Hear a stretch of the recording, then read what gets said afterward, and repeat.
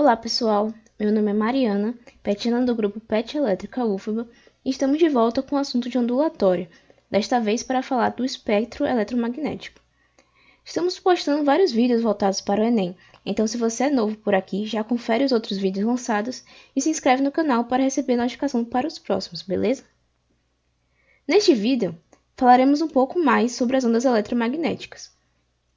Como foi falado na nossa primeira aula sobre ondulatória, as ondas eletromagnéticas não são formadas por moléculas e, portanto, não precisam de um meio para se propagar, podendo se propagar no vácuo. Elas são geradas por cargas elétricas oscilantes.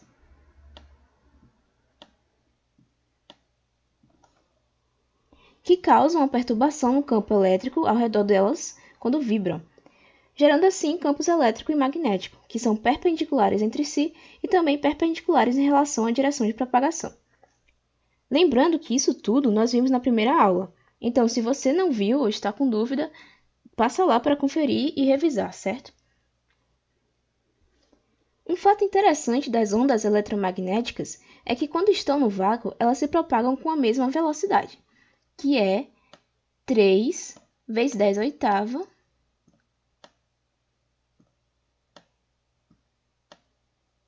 metros por segundo. E essa velocidade é representada pela letra C, que também é a velocidade da luz no vácuo. Ora, isso faz todo sentido, já que a luz é uma onda eletromagnética. Foi um dos exemplos que a gente deu na primeira aula, assim como a onda de raio-x, as micro-ondas, entre outros que vamos falar aqui ainda nessa aula, beleza? Vale lembrar que essa é a velocidade das ondas eletromagnéticas no vácuo. Em outros meios, elas vão ter outras velocidades. E aí vai depender se é luz, se é micro-ondas, se é raio-x, elas não terão mais a mesma velocidade. A luz em um meio vai ter uma velocidade diferente da velocidade do raio-x no mesmo meio, certo? Bom, mas por que isso acontece? Nos meios materiais, diferentemente do vácuo, existem moléculas que freiam essas ondas, atrapalhando seu movimento. Então, nós vamos ter que a velocidade das ondas eletromagnéticas no vácuo será maior que a velocidade no gás, que já vai ter moléculas ali atrapalhando o movimento dessas ondas. A velocidade no gás, por sua vez, será maior que a velocidade no líquido, já que essas moléculas no líquido estarão mais próximas uma das outras, atrapalhando ainda mais o movimento da onda eletromagnética. E esta será maior que a velocidade no meio sólido, em que estas moléculas estarão ainda mais juntas. É um meio mais denso, diminuindo ainda mais a velocidade. E essa interação da onda com as moléculas vai depender de sua frequência, que é o que define o tipo de onda. Para cada frequência, teremos uma redução diferente da velocidade. Nós podemos ver aqui o espectro eletromagnético. O que é isso? É o intervalo das possíveis frequências de uma onda eletromagnética, da radiação eletromagnética, desde a baixa frequência até a alta frequência. Podemos ver aqui a onda de rádio, a luz visível, os raios-x. E esses tipos de ondas não são definidos por uma única frequência, mas sim por uma faixa de frequência, certo? Então, tem uma faixa de frequência em que a onda é considerada uma onda de rádio, uma faixa em que é considerada luz visível e assim por diante.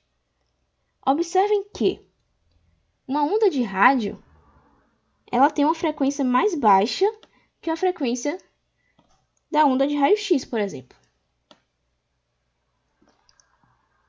Isso significa que ela oscila menos que a onda de raio-x. Podemos verificar também, olhando essa representação das ondas, que com o aumento da frequência, nós temos uma redução do comprimento de onda. Pegando o mesmo exemplo, uma onda de rádio tem um comprimento de onda maior que o comprimento de onda dos raios-x. Então, neste sentido, aumentamos a frequência. E neste, aumentamos o comprimento de onda e também o período. Porque nós vimos que o período ele é o inverso da frequência.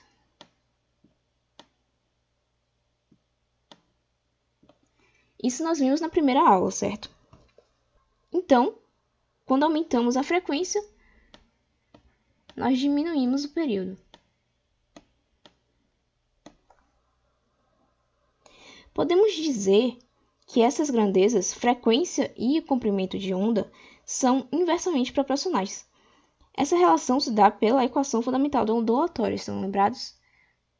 V igual a lambda F.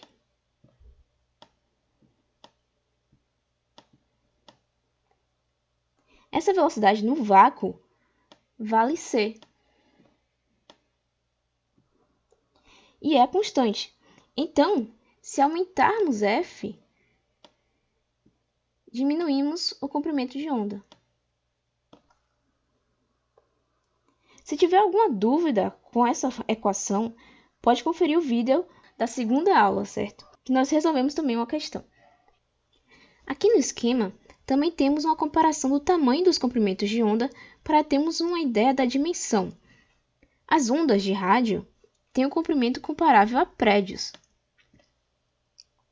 Nós vamos ver, quando falarmos de difração, que esse tamanho de comprimento de onda ajuda a onda de rádio a desviar de obstáculos com dimensão comparável para chegar até você no rádio do carro, no rádio portátil, certo? Já as micro-ondas têm uma dimensão comparável de borboletas. A infravermelho da ponta de uma agulha. E aqui é interessante comentar que o infravermelho está associado ao calor. Então, quando ouvimos falar de câmera de infravermelho, sensor de infravermelho, são equipamentos que detectam calor, beleza? A luz visível é comparável às células. E, apesar de ser uma faixa pequena de frequência, de 40 THz a 790 THz, é uma variação suficiente para percebermos as diferentes cores, as cores do arco-íris. Uma dica para lembrar é usar essa sigla: vermelho, alaranjado, amarelo, verde, azul, anil e violeta. Uma outra constatação interessante para lembrar é que o infravermelho ela possui uma frequência abaixo do vermelho e a ultravioleta uma frequência acima da violeta. Agora, a partir daqui, as ondas começam a ter dimensão comparável a moléculas, como a radiação ultravioleta, átomos, como os raios-x, e até núcleos atômicos, no caso dos raios gama, que já é uma radiação nuclear. Qual o problema aqui? Bom, quando a onda tem uma dimensão comparável a essas estruturas, ela pode interferir nessas estruturas. E essas são as estruturas que compõem o nosso corpo, somos formados por moléculas e átomos. E essa interferência pode causar uma má formação de uma célula no nosso corpo e gerar diversas complicações médicas, como câncer, por exemplo. Então, por isso que devemos passar protetor solar, para nos protegermos das ondas ultravioletas. E isso significa que eu tenho que ter medo de algum exame de raio-x? Não, a exposição de um exame desses não é suficiente para te causar algum mal. Causaria para o profissional que opera a máquina. Por isso que ele tem que sair da sala. Se ficasse lá em todos os exames que fizesse, aí sim seria uma exposição que, após algum tempo, poderia causar alguma coisa. Também seria perigoso para bebês que estão em formação, e por isso sempre pergunto para a menina se ela está grávida antes de fazer o exame. Os raios gama já são a radiação nuclear, que é produzida por elementos radioativos em processos subatômicos. É uma radiação extremamente perigosa aos seres vivos e um fato interessante é que ela pode ser usada para esterilizar equipamentos médicos. E é isso por hoje, ficamos por aqui. Não se esqueça de deixar seu like se essa aula te ajudou. se inscrever no canal do Pet Elétrica e ativar o sininho para receber notificações dos próximos vídeos, beleza? Até a próxima!